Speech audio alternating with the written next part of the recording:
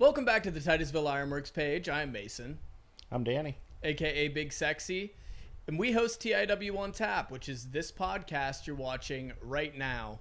And this week, we are really excited to have our great buddy Jimmi Holmes in the house chatting with us. It was a really, really good episode, man. Yeah, it was. He had a lot of fun with him, and it can't wait for people to listen to it. It's a good episode. Yeah, so keep watching because at the end, we have Jimmi riffing on some guitar, so you're not going to want to miss that. But first, we want to go over what is going on here at the Titusville Ironworks this weekend. Yeah, so this Friday, we have Coversome coming in. Doors open at 5, and they play from 7 to 10. Yep. And so come on in, guys. And what do we got Saturday, Mace? So it's a really packed Saturday this week. We have our Jeep Fest from 4 tonight. And we also have a benefit for our good buddy Ralph Kerr. The American Cancer Society is going to be here. You can buy a luminaire in the name of somebody that has battled cancer or in the name of Ralph. So we hope to see you guys out and support that. But we do have a packed day of music as well. So starting at 1 o'clock, we have Rick McGee and Jack Adams Acoustics coming through. Mm-hmm. After that, we have Grant Minnick coming through, and he is really entertaining to watch. You guys are not going to want to miss that. And we're ending the day with the Gypsy Poets full band on the main stage, and there's going to be no cover at all this Saturday, but it is 21 plus after 7 o'clock. So we hope to see you on Saturday. Yeah, that'll be fun. And and this Sunday we got Magic Bus Food Truck for our Sunday Fun Day. We're opening at noon. And we have Be the Star karaoke and open mic, so come on in. Yeah. So guys, we hope to see you this weekend. Try a Jenny Light or a Jenny if you're into that. Yeah. Danny's favorite beer. Well, guys, we're gonna get straight into this episode with Jimmi Holmes.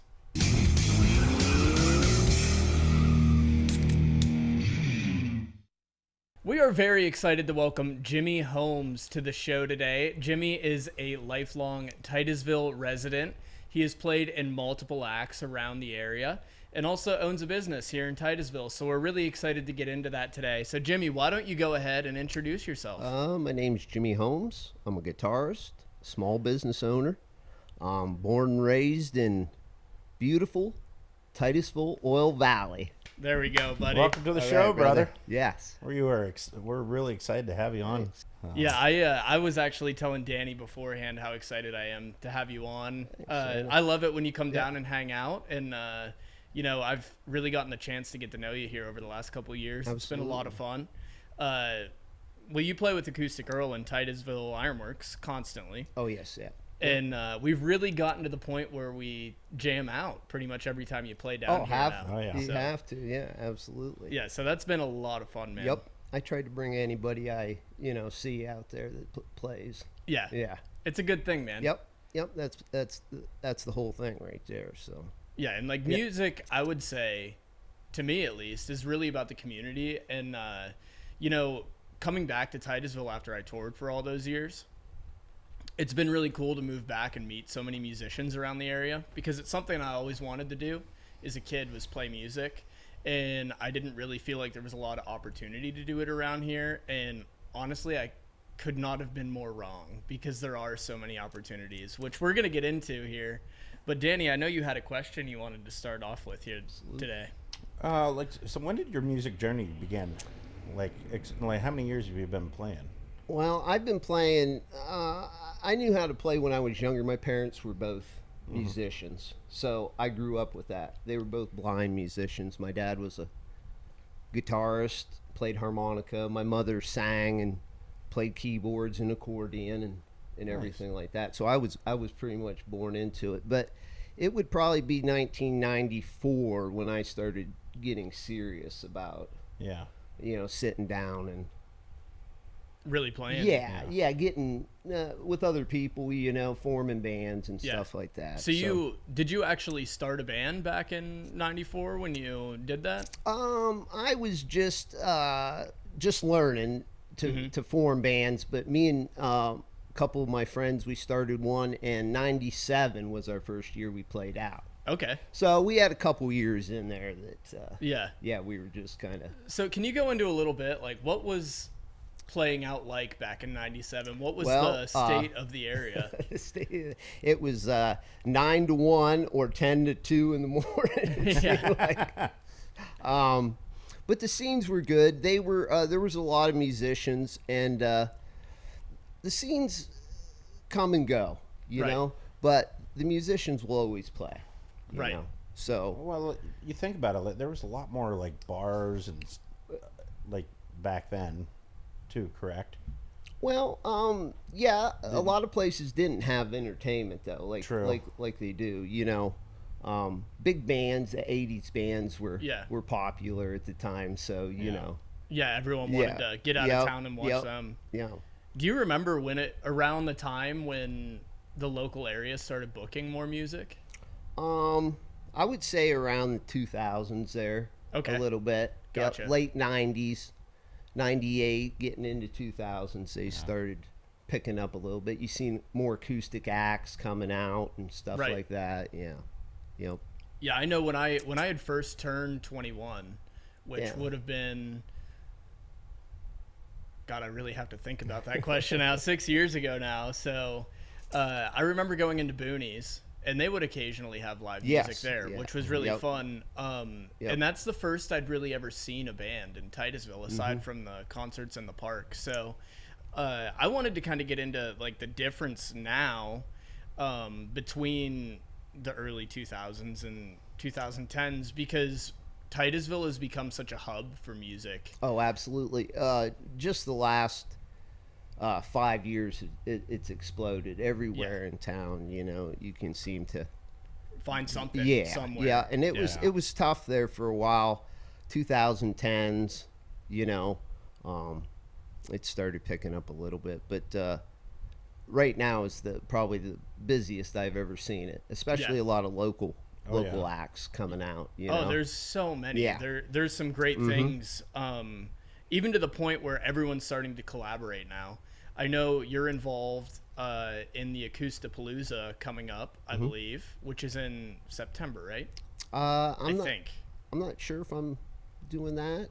I think maybe you are. I'm not 100% sure. We'll have to check. On that date. Anyway, there's an Acoustapalooza that has like 6 local acoustic acts that are going to be a part of that. And I will check. Oh, yes. That's with Brian Lose. Yeah. Yes, Yep. and those guys. Yes, absolutely. Yep. Yeah, so that, even a couple years ago, I don't think would have come together super easily. No. But the fact, you know, a big changing point for even just the Ironworks was when we started doing the Sunday open mics and having all these musicians come in and play. It's been really, really cool to see so many people come out of the woodwork. Oh, yeah. It opens the doors for other people to play, too. You Yeah. know, especially musicians that play on Friday and Saturday nights or whatever. Then at least Sunday open and come down and Have fun. Yep, And the week. absolutely. Yep. Meeting people, Yeah. you know. And that's what it's all about, is playing with different people. You know? Exactly. And, you know, you need to come down and check it out someday, because you'll probably catch Danny singing some Ring of Fire. That's been a new thing. It's kind of funny because the only thing I can really sing on like any karaoke is Johnny Cash, Ring of Fire. Then there's a couple George Jones songs I can sing, and after that, you gotta really have me pretty drinking heavily to get me on something different. Get you a couple more Mick Ultras and you're good to go. Yeah. So, like you said, you've been a lifelong resident that has been playing music since the 90s. What are some of your inspirations in music? Well, my parents were a big inspiration to carry on a musical tradition. Right. You know, that was the biggest thing. I love writing original material, although I don't get as much time when I got a busy schedule, you know, playing shows and stuff, and you got rehearsals and everything like that. How many different bands have you ever played in? I play in one full time now, and then I sub in on a couple other Tom Petty tribute band. That's the Northern Accents, correct? Yep. And then Kristen Kerr, I think you had her Yep. down here. Yep, We have we a did. show coming up here at Oars Awesome. Yeah. in August, and so just sitting in with whoever, Yeah. you know. You played But- on Acoustic Earl for, well, it's been. It'll be 10 years. Yeah, we'll have Yeah. it 10 years in March next year. Yeah. Wow, really? So, I didn't realize it's been that long. That's yeah, really cool. Yeah. Yeah. So. Yeah, and speaking of Acoustic Earl, you guys just recently got to open for Lucero Yes. when they were in the Yes, building. absolutely. Which I wanted to get into that a little bit and Mm-hmm. ask you how that was and how you came to know of the band Lucero. Well, I had started following them when they were in their van in the 90s. And I just always followed them. And we decided, me and Rich, my musical brother, and Earl, of course, decided to cover a couple of their tunes. Right. So, so we have plenty of track record with their albums and material there, and it was just fortunate enough that you guys asked us to play that day. So Yeah. so that was great. And you know, we were fortunate enough to get them in to begin with. Yeah. You know, and that was quite the journey. That was pretty early in us booking. We had the opportunity to get them in, and then obviously they had fallen down with, I think maybe COVID. If yeah, I'm thinking something right. happened there, and they canceled there that week. Yeah. So it actually worked out beautifully, though. That was that awesome, they yeah. came back at the time they Yeah. did, and that's been one of the highlight shows here. I think it's been really cool. So I was glad to have you be a part of that. Yeah, and Yeah. it was really awesome, open for your influences that you actually cover their music. You know. Yeah. So that was really great. Yeah, they So- were so- great. They were great in concert. Oh, And I yeah, remember yeah. fantastic. That night we were working, and I came up to you Yeah. like at the end of the night, and you were still smiling. Oh man. That was just Yeah, it was so yeah. cool. Me and Rich were pretty excited about that. He was excited. Yeah, for and Yeah. you know, one of the coolest things about that show too is they were all so down to earth. I had the opportunity to talk with Ben for quite a while, the singer, and some of the other guys in the band, and I wasn't sure how that would go because sometimes you get a band of their Yeah, size and yeah. stature coming in, they're gonna run off and go hide in the green room all day, but they were totally the opposite, and one of the cool things, you and I had helped them set up the stage and Oh, yeah, strike the yeah, stage. yeah. So I was taking pictures of their pedal boards. You yeah, know. yeah. So as they came in. Yeah, it was cool Yeah, though. Like yeah. when they asked us to carry stuff up, I carry stuff on stage for a lot of the bands that come here, but they're like, "Hey, open that case and put the keyboard up on the stand." I'm like, "Do you really want me to grab your keyboard?" Like, I will try not to drop it. Yeah. But that was cool. Yeah, they were cool guys. Yeah. Let me ask you this: like, I always ask Mason, and we'll ask a lot of different artists. Like, what's one of your favorite concerts you ever been to? Tom Petty, Black Crowes in Pittsburgh in 1995, I think. Where was that at? 6. Three Rivers.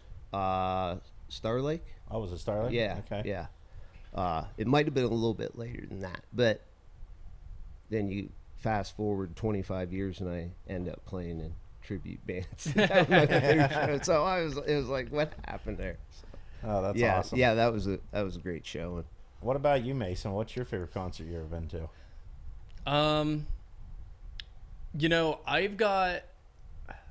I should say, I don't know if this is my favorite, but my first concert ever was when I was 8 years old. My parents took me to see Poison at Star Lake, and I was definitely You the were youngest. 8? Yeah, I was the youngest kid Holy there. shit. And on our way out, it was an amazing show. Dokken was opening, which was really cool. But we watched the whole show, and on the way out, my mom's like, "Oh my God, cover your eyes. There's it's everywhere. There's like everyone's hammered. Yeah. People are making out." It was definitely something my 8-year-old eyes should not have seen, but it definitely, that moment for sure put me down the path of wanting to do music and tour and be in a band, Right, because I could not have thought Bret Michaels was cooler that night. You know. What's yours, Danny?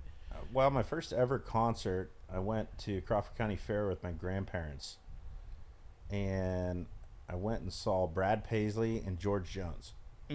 And it was funny because my grandpa was buying like tribute CDs from people were walking around selling George Jones tribute CDs. And I'm like, Grandpa, I'm like, he just bought the same one by the other. He bought like 5 CDs that night. And he was like, you got this one already. He's like, one for the other vehicle. Like, it was so funny. But I've seen a few people in concert. I seen Zach Brown and up in Erie. They were good. I've seen Brooks and Dunn at Houston Rodeo. They killed it. Yeah. And then most recently, back in October, I went and seen Cody Johnson in Pittsburgh, and he was he was unreal. He's Kojo's good, man. Yep. Yeah. Mm-hmm. But yeah, what other concerts, Jimmy? I had seen Chris Stapleton and Marcus King and Brent Cobb up here at Erie. Really? Yeah. That's really cool. Where did you see him at the Erie? What do they call that? Civic Center, the arena. Oh, okay. Arena. Yeah. Erie Arena. And I'll tell you what, I enjoyed the opening acts just as much as because I follow those guys too. So yeah, it's really good. Dude, Chris Stapleton's national anthem at the Super Bowl a couple years ago. Oh yeah, just dude. Nobody else should do the national anthem. I'm sitting there watching, and you see the Eagles coach crying. I'm like, holy crap. I'm like, damn right. It was awesome. Oh, dude, I love Chris Stapleton. He's so good. He is.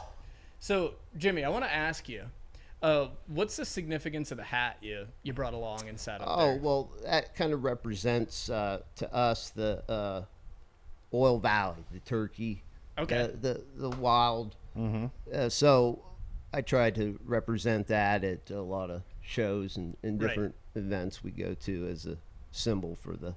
It is a really cool hat, man. Yeah, it's been around since our first gig. Really? Oh, Yeah, really? yeah. I wore that on my very first gig. So it doesn't always make it out to every gig, but the special ones it does. That's cool. As a little symbol there. Yeah, we Northern Accents had opened up for the Marshall Tucker Band last summer at the Pine Junction up there. Mm-hmm. So that was a great event, and I got to hang out with those guys and talk turkey feathers, I guess. That's awesome. Yeah. So yeah. I guess I had actually kind of forgot you guys got to do that because I wanted to go to the show so bad, and I was busy that day. That was a great show. I think so. Marshall Tucker Band. I think isn't one of the members. I think one of the members. I think it's his uncle or his dad was. He plays in Zach Brown Band. Oh, really? But I think it's his uncle that plays in Marshall Tucker Band. Oh, no way. Okay. I'm not sure on that. I'd have to check that, but yeah. Yeah, that's awesome. So, did you said you got to hang out with those guys? And, oh yeah. Yeah. How was that? That was amazing. Chris Hicks, the guitar player. We go back. We had met in 1998 in Hazen when he played with a group called the Outlaws. I met him there. No way. Yeah. And then by chance, I was down in Key West, Florida on vacation, and I walked by Margaritaville, and there he was playing acoustic guitar. And that was in 2005 or so, and then to come find out we were going to open up for those guys, and Chris has been playing for them for 25 years here, so that's crazy. And we sat down after the show on the road cases and talked for about an hour and exchanged numbers, and got to hang out, and it was really cool. Yep. The longer I've done music at this point, I realize the smaller the world is when it comes to music. It's so small. It's so small. Yeah. Mm-hmm. Everyone knows everyone, and everyone is. Like if you don't know somebody in the genre of music you're playing, somebody knows that person, and it's been crazy. I was told once it's the universal language. You can go anywhere in the world and not speak another language, but you can sit down and play music with somebody. So that's how small the world is, Yeah. Yeah. So that's the hat, but can we hear a little story on the guitar you brought along? Well, that's kind of the reason we're keeping the journey alive. This is a Martin D28, and it was purchased by my parents when they played in the 70s. Really? Yes, and so we carry that with us and play every show with it, and keep that physical bridge going between everything, you Yeah, know? Yeah. So we're still playing with our.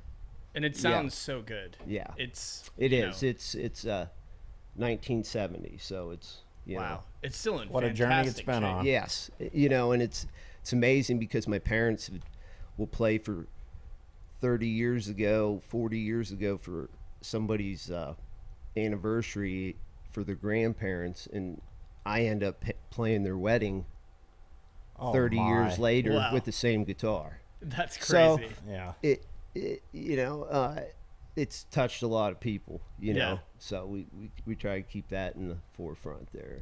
It is so cool to see, you know, like guitars are one of those things that it's special when it gets so much use, and it becomes more and more special, and it becomes more and more you. Yeah. You know. Especially when it was somebody else's and you're carrying their. Yeah. Yeah. Yeah. It holds a lot of sentimental value. That's really cool. Well, like Mason, what is your sentimental music instrument you have? You know, I just bought a Taylor, and I only use that one for shows, really. But I just got it a couple years ago. But I plan on keeping that one as my main guitar for as long as I can, and just keep playing it. You know, I try to hide it away in the case as much as possible so I don't break it. Yeah. But that's probably mine, I would say. And that's what people say about that, you know, oh, you should, you know, keep that at home, but it's not meant to, you know. Yeah, it's got to live its life. Yeah, it's got to get out there, you It's know. meant to be shared. Yeah. Yeah. Yeah. It is a beautiful guitar too, man. Thank you. I just can't believe how well it's stood the test of time. Yeah, it's like, if I'm not mistaken, it's still the original frets. really? Yeah, Wow. although they're getting worn down pretty good. Yeah, so, and there's a lot of, you know, road war on there, so. Yeah, my Taylor, I think, is still the original strings, so I'm probably gonna fix that at some point. How many different instruments do you have and play, Jimmy? I do mostly guitar and bass, and I can play a little bit on the keyboards and stuff like that. But I have a group of 7, 8 electric guitars, a couple acoustics, accordion, harmonica. I play a little harmonica once in a while on a couple songs. Yeah, I bought a harmonica because I told Mason I'm like, dude, we got to do piano, man. I'll just do the harmonica. Yeah, I suck at it. I'm terrible. And like, I wasn't given the gift of the music stuff. You gotta bring that thing out to the Ironworks sometime to sit out at the bar. Might scare everyone away. I think it's a Fender. A Fender harmonica. Yeah, I got the case for it. It's at the house. You gotta bring that thing around, man. Oh, that's hilarious. That's awesome. So what do you prefer to play, acoustic or electric? Well, it just depends on what I'm doing. I find a little bit more connection with just playing that guitar and playing an acoustic Earl and with Rich and stuff like that. You know, that's a little bit of a project. Yeah, a lot of the other projects, I'll just play guitar, go in and, you know, do my stuff, and you know, so yeah. Yeah, there's definitely I definitely don't pick up on the electric as well. I'm more of an acoustic guy myself, but I also call that lack of skill. Yeah. So. Jimmy, have you ever played like a banjo? A little bit. I'm not very good at banjo. No. Like it just seems like you'd be the one to play banjo a little bit. A little bit of mandolin, know a couple chords, you know, but not enough to go out and, you know, really rock it. Yeah. You don't want to hear me play banjo, man. I've tried. That's too funny. That's awesome. So, is there a specific venue or a concert that you've really loved that you could say is maybe your favorite at this point? We love coming down to the Ironworks and playing because we play all over the building. We play out in the courtyard. We play at the 76 station. We play up on the main stage. Yeah. You don't know where you're playing, you know? It is cool. And that's a real awesome thing to go to one venue and play at different places, you know? So, yeah, it's just, there's no one in particular. It's just I feel like this is home to me down here. Yeah. You know what I mean? There's a lot of people I grew up with here, you know, and they've... it's such a gathering spot for this town. Yeah. Like when everybody comes home, especially like with Oil Fest weekend coming up, it brings people together, man, and it's crazy. Yeah. You come in here one weekend and be like, dude, I haven't seen you in 20 years. What the hell's up? And boom, and they're buying beers all, and yeah, it's a great time. And Bob's had us play Oil Fest here, I think the last 3 years. So we'll be here in August, or we'll be back. And that weekend is nuts. Yeah, man. And I get to see a lot of people, and that's really awesome. And you run into a lot of people out of town too. Yeah. Different. Yeah. And that's really cool. It's amazing, and I've told this multiple times on here that we'll get like a big concert, and I'm like, "Where are you all from?" I'm like, Johnstown, Altoona, West Virginia. I'm like, "You're traveling all this way," and it's cool. It's really cool to see that what it brings into town here. And one of the things Bob has just done such a good job of, and it's genuinely because he's just passionate about music, is the fact that he brings in such a great variety of different bands. And half the time, like, you'll go somewhere and they have music booked to bring people into the building, but I definitely find here it is a passion project behind who he books. Oh, absolutely. If he's gonna book someone, it's because he likes what they play and he loves listening to it, and that's special. Yeah. And like you had mentioned, there's 3 different stages here, and I think we're kind of slowly convincing Bob to build a permanent outdoor stage. So it'd be really cool. Take it to the next level. We were cooking up ideas the other day, and I was like, man, that'd be kind of cool if you could get like an old school porch vibe. Yeah. Then on the other side would be like an old school gas station. You ever watch the movie Lawless? Mm-hmm. And Tom, like back in the moonshine days, it's like an old school gas station. There's like an old front porch, and they're just sitting on it. And I'm like, that's cool as crap. That's awesome. I want to sit up there with the freaking spittoon. Yeah, Like, but you think about all the places you go around. Like, there's a lot of cool breweries around, and like me and Mason were just up at Riverside, and dude, their outdoor areas down by the river there is beautiful. Great, yeah, I'm like, so man, nice. this is cool how they're doing that here. Yep. And, but it's neat. You can just pull different things and different venues you go see, and Bob will send us ideas. He'll text us ideas, and I'm like, look at this, and then I'll be down in like Macon, Georgia, at a beer garden, and I'm like, look at this freaking setup here, and like, and you cook up so many cool ideas on what to do. Yeah. Mm-hmm. Well, Bob is now officially named Danny and I head of research and development. Oh. So it's not good on his checkbook. Yeah, one day he's like, "Hey, go to Riverside." All right, Danny, how many beers can we drink? And let's stop somewhere else on the way home. Yeah, you'll have to come out with us and check some places out sometime and do it. Yeah, so we have you back in August. Do you know what time we have you booked that day? 5 to 8. 5 to 8, perfect. Yep.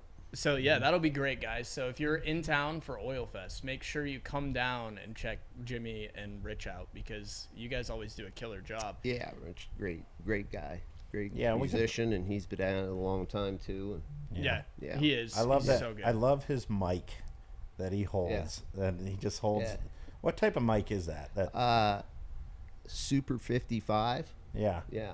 It's just like an old school. Yep. Yeah. Like that. Mm-hmm. It's got some weight to it too. Yeah, man. it does. And you got a nice little style to it. Oh yeah. Yeah. It's so him, and it's so both of you guys. It really fits the aesthetic of what you're doing. But when I go up and jam a few songs with you, the first couple times I went up, I'm like, how do I hold this thing? I'm like holding it by the wire holder. I know. So he finally showed me, actually just this past week, how to hold it right. I'm like, that's so much better. Yeah. Yep. He has it down to an art there. Yeah, he does, man. And his voice is just so good. Yeah, it's so fitting. Yep. Well, I just gotta say, one question is like, hey, are you gonna play for us today? Hey, sure. Yeah, we're gonna give that a shot here at the end. So I'm gonna edit in a little bit of Jimmy jamming out here, but I just first want to say again, Jimmy, thank you so much for coming out and hanging out with us today. This has been really great, and you're just such an easy dude to talk to. I mean, we could probably be here for 45 more minutes, but we're already getting up to half an hour. So yeah, we appreciate you, buddy, and you've been a good friend for a long time. And, absolutely, you guys have supported me, and other Absolutely. projects way before now, and Yep. that's really great. So Absolutely, yeah, man. appreciate We do appreciate it. But I just want to remind all of you that this Friday we have who is it again, Danny? I'll cover some. Then we have. Okay. This Friday we have Cover Some in the building. We are open from 5 to 11 o'clock. There is no cover charge. This Saturday, it is a packed schedule. We are starting off the day with Rick McGee and Jack Adams Acoustics. Then it is going to be Grant Minnick. And then we're ending the day with the Gypsy Poets full band on the main stage. We have the Jeep Fest going on that starts at 4 o'clock. And we are having a benefit for our dear buddy, Ralph Kerr. So if you guys want to come out, please support that. We really appreciate it. And this Sunday, we have the Magic Bus food truck. And as always, it is our open mic and karaoke. So we hope to see you this weekend. But one more time, Jimmy, thank you so much. thank you guys. Yeah. Thanks Appreciate for coming it. on, Yep. bud. All right, we're gonna have Jimmy jam a song here. Just jam it, baby. Just jam it. Make those Jenny lights look good up front.